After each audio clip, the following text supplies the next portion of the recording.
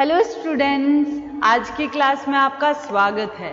आज हम business communication का इफेक्टिव लिसनिंग, जो हमारा प्रीवियस क्लासेस से चल रहा है टॉपिक, उसी का एक part process of listening start कर रहे हैं। उसी पर हम आज बात करेंगे। क्या होता है प्रोसेस ऑफ लिसनिंग, कैसे होता है, इसके बैरियर्स क्या होते हैं, उन सभी के बारे में आज हम डिस्कस करेंगे। तो चलिए इसके मीनिंग से अ डेफिनेट प्रोसेस,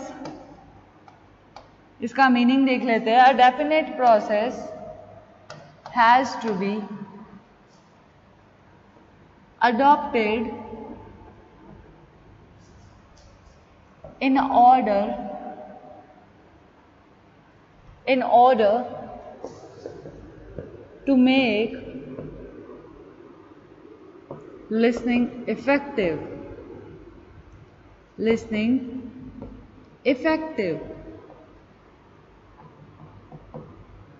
यानी कि एक जो प्रोसेस होती है प्रभावी श्रवण के लिए, उसी को हमको अपनाना चाहिए प्रभावी श्रवण के लिए। ठीक है।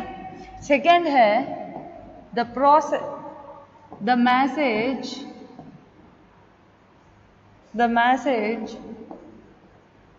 Should be written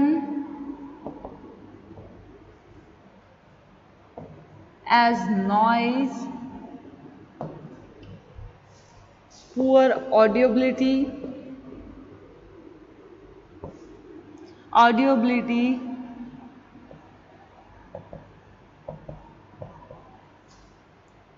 and carelessness hinder effective listening.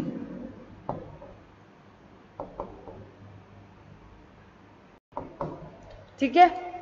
After removing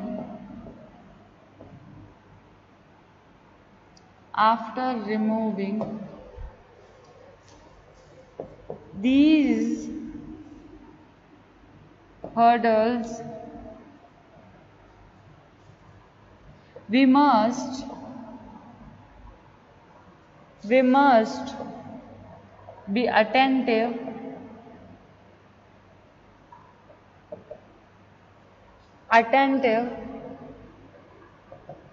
and listening to the message.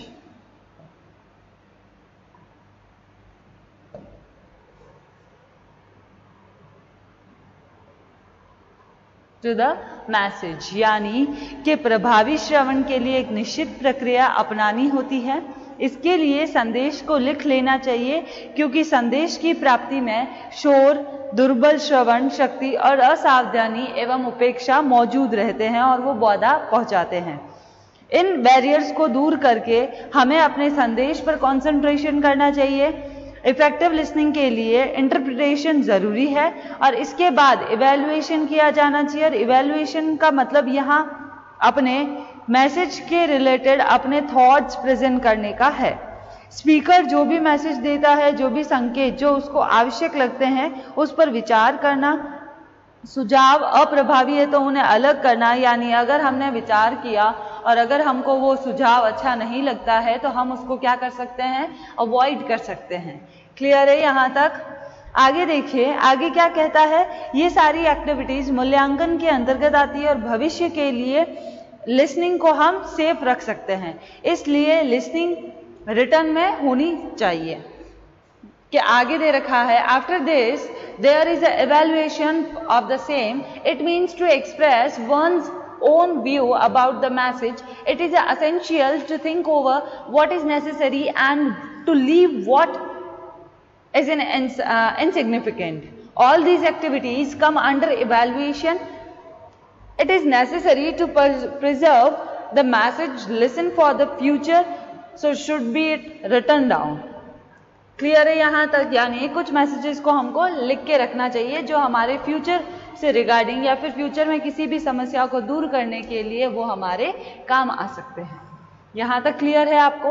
अब हम बात करते हैं सीधा इसकी प्रोसेस पर कि कुछ साइंटिस्ट ने इस संबंध में कहा है कि लिखना, पढ़ना, बोलना और सुनना, इन तीनों का, इन चारों का जो मिश्रण है, जिसको हम बोल सकते हैं कि जो एक मिक्स है, वो है हमारा इफेक्टिव। तो चलिए अब हम इसका वो मीन्स देख लेते हैं। देखिए, रिटन रीडिंग यानी लिखना, पढ़ना, ये बोलना, और लास्ट है हमारा सुनना, लिसनिंग। ये चार फैक्टर मिलकर क्या बनाते हैं? Effective listening. क्या बनाते हैं? Effective listening. क्लियर है? साइंटिस्ट का ये मानना है कि जब तक हम बोलेंगे नहीं, जब तक हम लिखेंगे नहीं, जब तक हम सुनेंगे नहीं और जब तक हम पढ़ेंगे नहीं, हमारी लिसनिंग, इफेक्टिव लिसनिंग कभी नहीं बन सकती है। क्लियर है यहाँ तक? ये है सिंपल सी प्रोसेस इफेक्टिव लिसनिंग की। क्लियर है? चले आगे। अब हम बात, ये था हमारा इफेक्टिव लिसनिंग का सिंपल सा प्रोसेस। चलो हेडलाइन भी डाल देते हैं प्रोसेस की। Process of effective listening. ठीक है, अब हम बात करते हैं बैरियर्स की। बैरियर्स के ऊपर बात करना बहुत ही इंपॉर्टेंट है। बैरियर्स कौन कौन से हैं, उन पर बात कर लेते हैं। चलिए हेडिंग डाल देते हैं बैरियर्स की। Barriers to effective listening.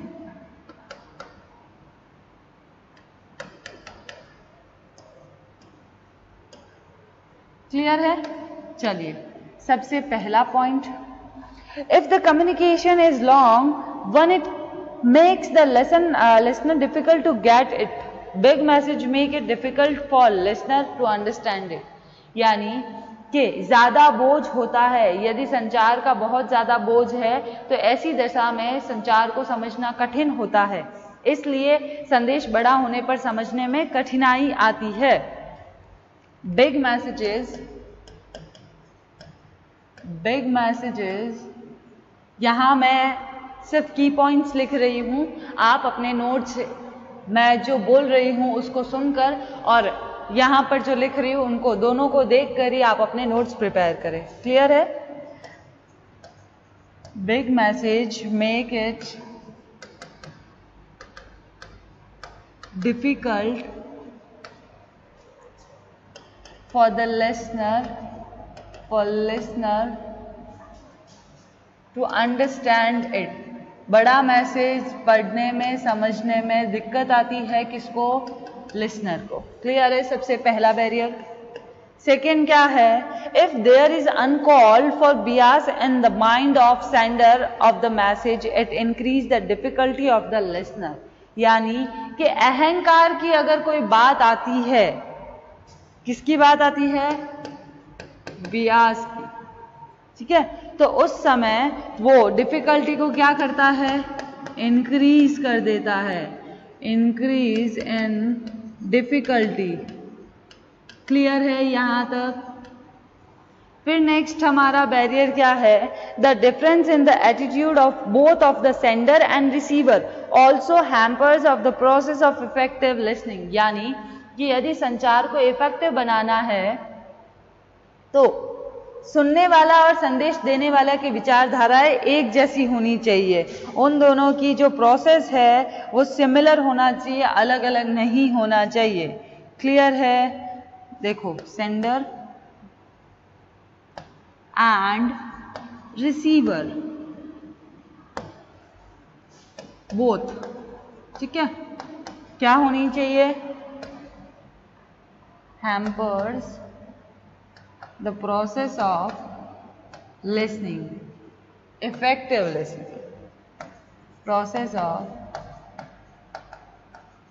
effective listening। Clear है? फिर आता है आपका If some sort of training is required, both parties must go in for it. Lack of proper training made effective listening difficult. यानी lack of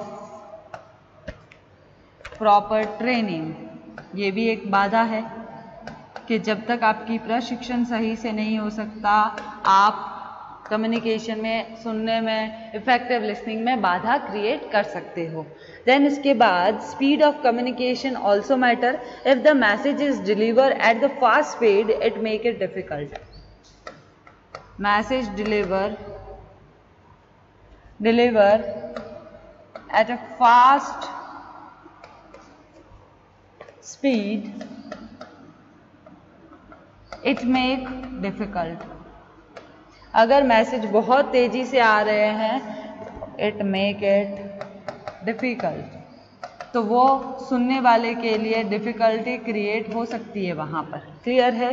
तो ये थे हमारे कुछ बैरियर्स कि एक लिसनिंग की जो पावर होती है, लिसनिंग का जो बैरियर्स होते हैं इफेक्टिव लिसनिंग में, कि क्या क्या बैरियर हो सकते हैं, कौन कौन से बैरियर्स हमको इफेक्ट करते हैं. ये देखिए, ये हमारे बैरियर्स हैं. क्लियर है यहाँ तक? अब हम बात करते हैं, उसके आगे हम देखते हैं इफेक्टिव ओरल लिसनिंग, यानी मौखिक प्रभावपूर्ण श्रवण.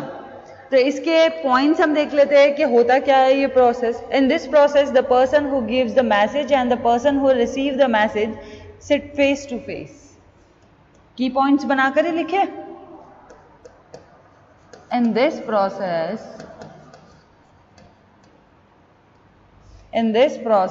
the person who gives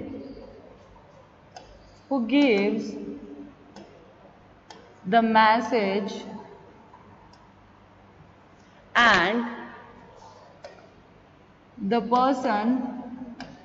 the person who receive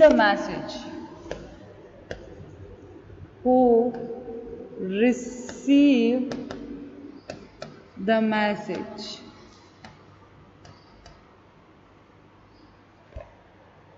sit face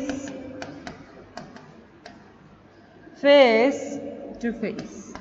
जो मैसेज, नाम से ही पता नहीं चल रहा है, यहाँ पर हम क्या लिख रहे हैं? ओरल लिसनिंग, यानी कि प्रभावपूर्ण श्रवण मौखिक रूप से हो रहा है. यानी इन this process person who give the message, message कौन भेजता है? हमारा सेंडर. ठीक है, सेंडर. और मैसेज रिसीव कौन करता है? रिसीवर. ठीक है, तो यहां पर हम रिसीवर लिख देते हैं. ये जो दोनों पर्सन हैं वो आमने सामने बैठकर इस प्रोसेस को कंप्लीट करते हैं. क्लियर है यहाँ तक? सेकंड है, the exchange of information in this process is done by verbally. Process done कैसे होती है, खत्म कैसे होती है? वर्बली. कुछ भी मैसेज बताना है, आप लिखकर नहीं, बोलकर बता सकते हो. क्लियर है यहाँ तक? फिर देखिए, फिर नेक्स्ट दे रखा है verbal communication include face to face dialogue. Face to face dialogue verbal communication के अंतर्गत आ सकता है ना, फेस टू डायलॉग्स. तो जैसे टेलीफोन पर अगर हम बात कर रहे हैं तो टेलीफोन टॉक. फिर आता है आपका ग्रुप डिस्कशन, जीडी जिसको हम बोलते हैं, मीटिंग्स. इन सारी चीज़ों को हम इफेक्टिव ओरल लिसनिंग में ले सकते हैं. फिर है आपका सेमिनार. सेमिनार हमने प्रीवियस क्लास में पढ़ा है. क्या होता है सेमिनार? याद है आपको? प्रीवियस क्लास, प्रीवियस वीडियो में जाकर देखना सेमिनार का मतलब क्या होता है. क्लियर है यहाँ तक? अब हम बात करते हैं आगे. This method has been used by manager from inside time of convey their message to their worker. यानी ये ज़्यादातर किस काम के आता है कि जो अपर लेवल का मैनेजमेंट होता है वो लोअर लेवल के मैनेजमेंट को कुछ मैसेज देना चाहता है. This method avoids encouraging red tapeism and also the easy to revise. यानी कि इस मैसेज में गोपनीयता भंग करने का या फिर लाल फीताशाही को प्रोत्साहन नहीं मिल पाता है, इसलिए इसके अमेंडमेंट में हमको फैसिलिटीज मिल सकती है। क्लियर है यहाँ तक? अब हम बात करते हैं कि प्रभावपूर्ण मौखिक श्रवण को कौन कौन से फैक्टर्स अफेक्ट करते हैं। चले तो वो देख लेते हैं। Oral listening can made more effective bye adopting following methods, कि इनके जरिए फॉलोइंग मेथड्स कौन कौन से हैं वो देख लेते हैं। क्लियर है? सबसे पहला जो मेथड है, unnecessary dialogue should be avoided. Unnecessary dialogue should be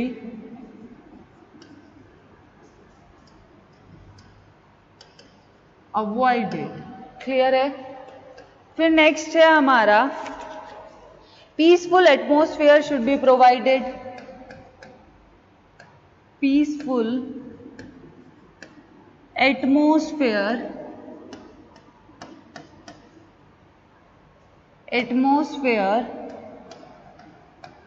should be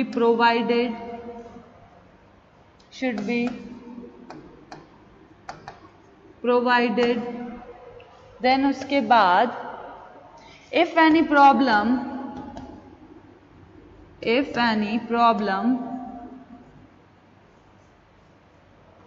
arise, then it should be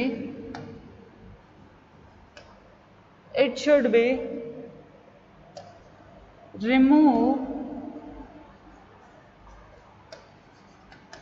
at the earliest। हम कोई भी तरह की अगर प्रॉब्लम खड़ी भी हो जाती है तो हम इससे दूर कर सकते हैं। ठीक है? Argument should be done peacefully.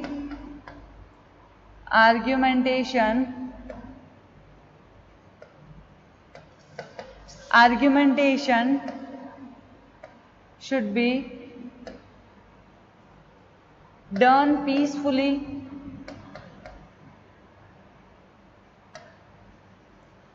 हम अपने तर्क वितर्क शांतिपूर्वक किया जाए। ठीक है? इसके बाद दे रखा है first the environment should be conducive and the question answer should be done.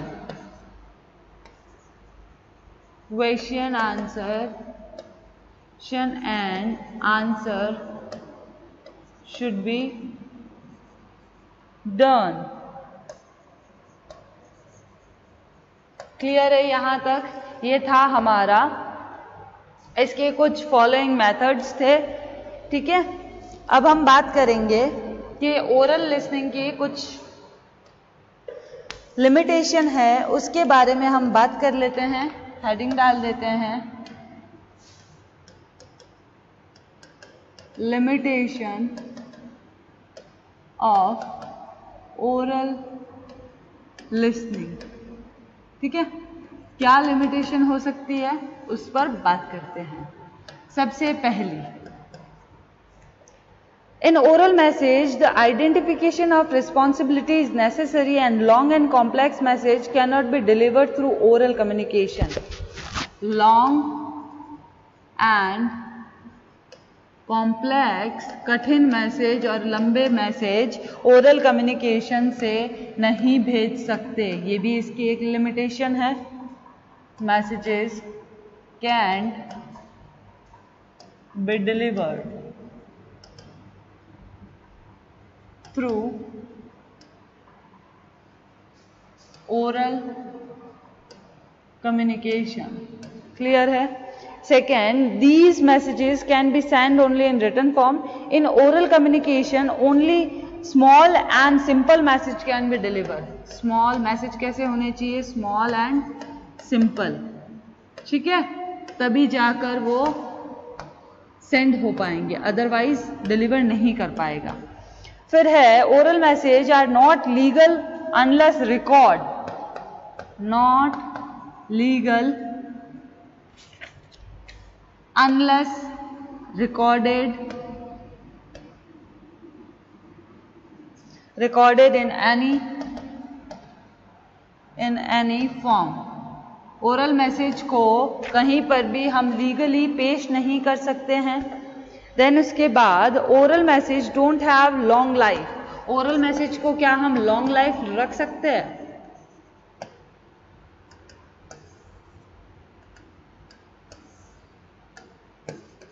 Don't have long life. Clear है यहां तक? ये था हमारा ओरल कम्युनिकेशन के, ओरल लिसनिंग के कुछ लिमिटेशंस. क्लियर है?